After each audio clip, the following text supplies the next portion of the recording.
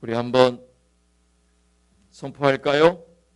부활절 맞이해서 더 힘있게 나와 우리 가족은 하나님의 장자입니다. 나와 우리 가족은 언약의 땅의 상속자입니다. 나와 우리 가족은 그리스도의 상속자입니다. 믿으십니까? 아멘. 자, 우리 한번 따라서 해볼까요? 예수님 부활하셨습니다. 이렇게 하면 별로 부활한 것 같지가 않거든요. 허리 좀 펴시고 예수님 부활하셨습니다. 아멘. 여러분, 안식구 첫날 새벽에 이른 아침에 막달라 마리아가 예수님이 죽으셨다라는 무덤에 이른 아침에 찾아간 이유가 뭘까요? 생각해 보셨나요? 이른 아침에 막달라 마리아가 예수님이 죽어 계시는 무덤을 찾은 이유가 뭘까요? 네, 그 대답이 나오셔야 됩니다. 그래야지 설교가 됩니다. 살아생전에 예수님이 부활하셨다는 소식을 믿었기 때문이었을까요? 그래서 확인하려고? 대답은 아닙니다. 왜냐하면 그녀가 손에 뭐가 들려있기 때문에 그러냐면 향품을 가지고 갔기 때문에 그렇습니다. 누가복음 24장 1절에 보면 안식구 첫날에 이 여자들이 그 준비한 뭘 가지고? 향품을 가지고 갔다라고 나옵니다. 이 향품은 뭐에 쓰이는 거냐면 죽은 사람의 시체를 닦는 것에 쓰이는 게 향품입니다. 그러니까 막달라 마리아가 부활을 믿어서도 아니고 그냥 예수님이 그리워서 간 것입니다. 갔다가 여의치 않으면 돌아오는 한이 있더라도 그냥 간 거예요. 심지어 예수님의 무덤을 가리고 있던 그 돌무덤의 돌이 몇 킬로인지도 알고 있어요. 자그마치 1800킬로입니다. 1톤이 넘는 돌 무게입니다.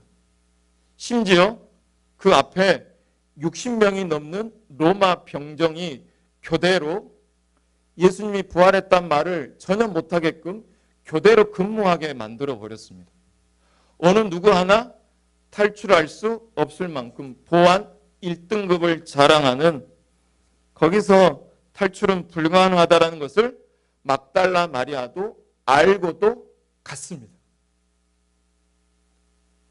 그런데 놀라운 일을 목격하게 됩니다. 본문 2절에 보시면 큰 지진이 일어납니다. 이로 인해서 돌문이 무슨 세상 1톤이 넘는 그 돌문이 구슬 굴러가듯이 굴러가 버렸습니다. 그리고 2절에 보니까 옮긴 돌 위에 누가 앉은 것을 봤어요? 주의 천사들이 앉아있는 것을 보고 로마 병정들이 먼저 혼비백산해서 도망가 버립니다. 그때 함께 있었던 놀래하는 여인들에게 천사가 이렇게 말합니다. 6절에 우리 같이 한번 읽어볼까요? 오늘 제목이 이 제목이 맞아야 이 제목이 원래 맞습니다. 우리 한번 같이 읽어보겠습니다. 시작. 그가 여기 계시지 않고 그가 말씀하시던 대로 살아나셨느니라. 와서 그가 누우셨던 것을 보라. 할렐루야. 여러분, 우리 예수님이 말씀하신 대로 부활하셨습니다. 사람들은 부활의 증거를 내놓으라고 합니다. 심지어 저에게조차. 여러분, 부활의 증거는 차고차고 넘칩니다. 오늘 성경에서만 해도 막달라 마리아가 빈 무덤을 확인했고요. 로마 병장들은 혼비백산에서 도망가서 대제사장들에게 예수님이 부활했다는 소식을 다 알렸습니다. 개중에는 그러겠죠. 목사님, 그건 옛날에 있어진 성경의 기록이잖아요. 그러면 현대 예수님이 부활했다는 증거가 여러 가지 있겠지만 현대 이런 증거가 있습니다. 이탈리아 토리노 성당에 가면 예수님의 수의를 봉헌한 것이 박물관에 비치되어 있습니다.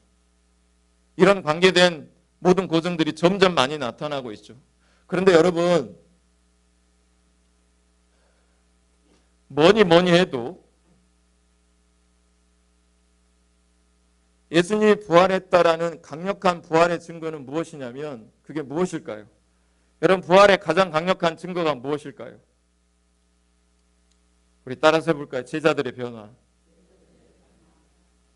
어제까지만 해도 제자들은 서로 싸우고 난리가 났습니다. 이해관계가 충돌해가지고 이해관계로 서로 싸우고 난리 났었어요. 자기 살겠다고 예수님을 모른다고 부인했습니다. 그런데 놀라운 일이 목격되어집니다. 이 못된 제자들이 목숨을 걸고 예수님을 전하기 시작합니다. 복음을 전하기 시작합니다. 심지어 12 제자들이 예수님을 모른다고 부인하고 도망갔던 그 12 제자들이 다 순교당합니다. 그 중에는 바돌로메라고 하는 예수님의 제자는 산채로 발끝부터 머리끝까지 산채로 가죽이 벗겨지는 고통 속에 순교합니다. 알페오의 아들 되는 야고보와 그리고 시몬, 이 두 제자는 산채로 톱으로 켜는, 산채로 죽은 채 산채로 톱으로 켜는 고통 속에 순교를 당합니다. 이게 뭔 일입니까 도대체?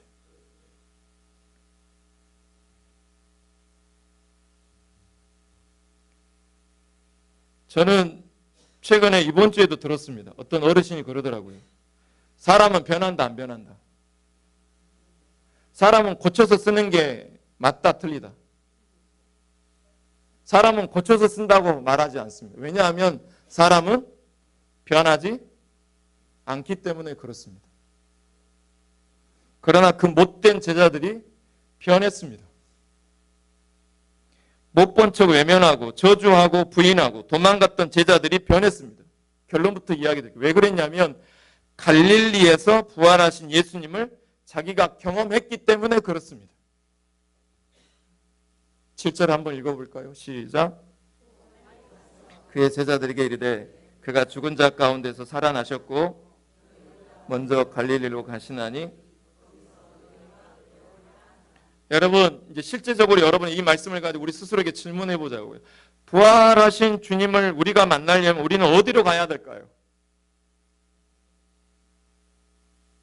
화려한 조명이 있는 곳으로 가시면 안 되고요. 내 삶에 가장 많은 애환이 담겨 있고 서려 있는 갈릴리로 가야 합니다. 갈릴리는 제자들이 예수님과 처음 만났던 장소이고 예수님의 대부분의 제자들이 갈릴리 출신입니다. 베드로, 안드레, 야고보, 안드레, 요한 다 갈릴리 출신입니다. 그 갈릴리는 그들의 삶의 터전이고 고향이었습니다. 그래서 하나님이 우리를 가장 만나고 싶어하는 현장은 다름이 아닌 화려한 조명 밑이 아니라 우리의 일상이라는 것입니다. 한 입을 덮고 있는 내 아내와 함께 누워있는 침대, 가장 많이 일상을 함께하고 있는 내 거실, 내 업무가 가장 많이 이루어지는 내 업무처, 그리고 내일도 만나야 되는 만나는 고객들, 아무도 보지 않는 곳에서 우리는 부활의 주님을 만나야 됩니다. 그 속에서 부활의 주님을 만나지 못한다면 우리는 어디서 만날 수 있을까? 교회요? 물론 교회도 마찬가지죠. 교회에서 만날 수 있죠. 그러나 우리 예수님은 교회만 계신 게 아니라 우리의 모든 일상의 터에 있으신 줄로 믿어요.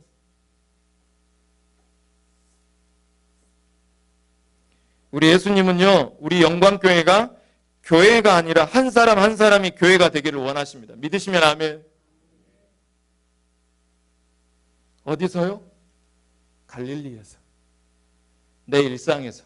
목사 가운 벗고 있는 내 일상의 터전에서 우리 예수님은 나를 만나고 싶어 하십니다.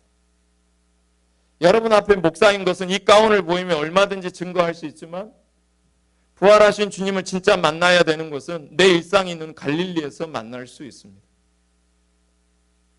다시 말해 캠퍼스에서, 병원에서, 영업장에서, 아무도 보지 않는 곳에서 만나야 됩니다. 자, 여기 보세요.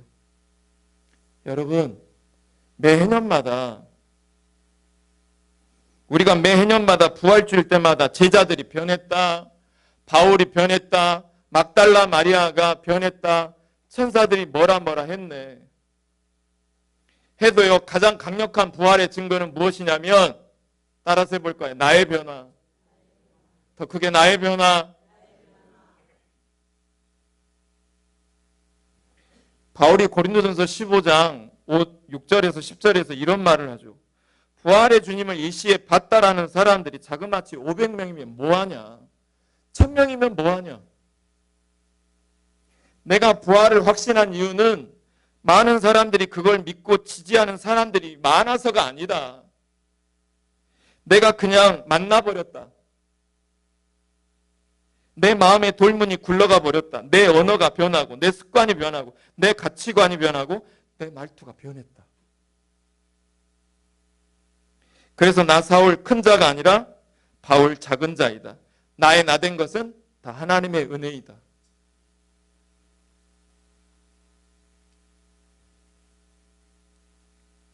여러분, 이분 아시죠? 누굽니까? 이세돌입니다. 예? 네, 알겠습니다. 이세돌 구단이요, AI 알파고와 대국을 치르고 난 다음에, 3번의 대국을 치르고 난 다음에 깨달은 것이 있답니다. 인간의 가장 큰 약점은 무엇이다? 고정관념이래요.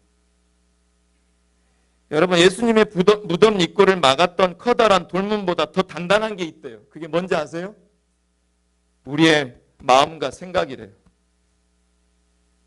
지식이란 돌문, 경험이라고 하는 돌문, 철학이라고 하는 돌문, 누군가는 누군가에게 상처받았다, 목회자에게 상처받았다, 사람에게 상처받았다라고 하는 돌문들이 꽉 우리를 막고 있어요.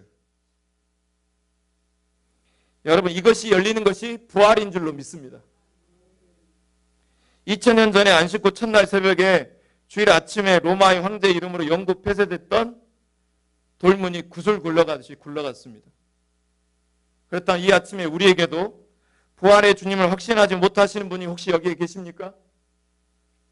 나의 고정관념의 돌문을 굴려 보내시기를 축복합니다. 그러면 말씀하신 대로 나도 변하게 될 줄로 믿어요. 갈라디아서 2장 20절, 내가 그리스도와 함께 십자가에 못 박혔나니 그런즉 이제는 내가 산 것이 아니요 오직 내 안에 그리스도께서 사신 것이라. 이제 내가 육체 가운데 사는 것은 나를 사랑하사 나를 위하여 자기 자신을 버리신 하나님 아들을 믿는 믿음 안에서 사는 것이라. 할렐루야. 갈라디아서 2장 20절에서 부활의 능력이 내 속에서 역사할 때 어떤 일이 진행이 됩니까? 내가 죽고 나를 위해 그리스도가 사십니다. 무슨 말이냐? 내 고정관념이 죽고 그리스도와 함께 사는 삶이 부활의 능력이라는 것입니다. 나도 변화할 수 있다라는 법적 장치는 예수님의 부활로 이미 마련해 주셨어요. 따라서 해볼까요? 그래서 세례는 자기 부인이다. 성찬은 연합이다. 모두 다 나를 죽이는 의지에 비롯되어 있는 것입니다. 이제는 우리가 세례 정신이 필요합니다. 나를 죽이는 의지가 이 시간 필요합니다. 이제는 우리 차례입니다. 부활주일 예배는요, 이제는 내 차례라는 거예요. 로마서 6장 4절 우리 다 같이 읽어보겠습니다. 시작. 그러므로 우리가 그의 죽으심과 합하여 세례를 받음으로 그와 함께 장사되었나니 이는 아버지의 영광으로 말미암아 그리스도를 죽은 자 가운데서 살리심과 같이 우리도 또한 새 생명 가운데서 행하게 하려 함이라. 믿으십니까? 이제 설교를 가름하면서요, 여러분, 십자가는 이해하면 안 됩니다. 다시 말씀드려요. 십자가는 이해하시면 안 됩니다. 이해하는 순간 그건 당연해집니다. 이해할 수 없어야 은혜인 줄로 믿습니다. 십자가를 은혜로 받은 자는 부활을 기뻐합니다. 십자가를 이해하는 자는 부활을 기뻐하지 않습니다. 십자가는 자기 아들을 죽이고 나를 살리신 미친 짓입니다. 공감하실까요? 저도 경험해 본 건데요. 몸이 부서져도요, 몸이 아파도 영업하려고 고객을 만나려고 운전하는 것은 미친 짓입니다. 입술이 다 쥐었는데도 2시간이 넘는 거리를 고객을 만나기 위해서 밤새 그 고객을 만나려고 운전합니다. 이건 미친 짓입니다. 그래도 갑니다. 왜일까요? 되든 안 되든 무엇이 목적이기 때문에, 실적이 목적이기 때문에 갑니다. 여러분, 십자가를 은혜로 경험한 자는 자기를 버리고 영혼 구원에 뛰어듭니다. 하나님이 가장 사랑하시는 교회로 달려갑니다. 보기에는 미친 짓이죠. 여러분, 목사라고 장로라고 바뀌지 않습니다. 무슨 일이 있어도 교회 중심, 기도 중심, 말씀으로 사는 자가 변합니다. 왜냐하면 내가 사는 목적이 분명하기 때문에 그렇습니다. 그 목적이 무엇이냐면 예수 그리스도이기 때문인 줄로 믿습니다. 이 목적이 분명하면 예수님처럼 나를 박해하는 자를 놓고 원명 불평하는 게 아니라 기도합니다.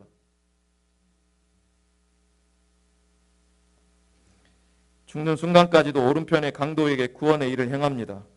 처절한 이들의 고통에도 침묵하는 아버지를 더 이상 아버지라고 부르지 않고 원망하지 않고 아버지라 더 이상 부르지 않고 하나님이라고 부르며 자신에게 맡겨준 그 소명을 입 다물고 순종합니다. 자기 코가 석자인 상황에서도 어머니 마리아를 요한에게 부탁합니다. 사랑하는 성도 여러분, 이 시간 우리도 타는 목마름을 예수로 해결하고 최소 내 가족들만큼은 지옥의 목마름을 경험하게 두지 않도록 기도하고 사랑합시다. 사랑합시다.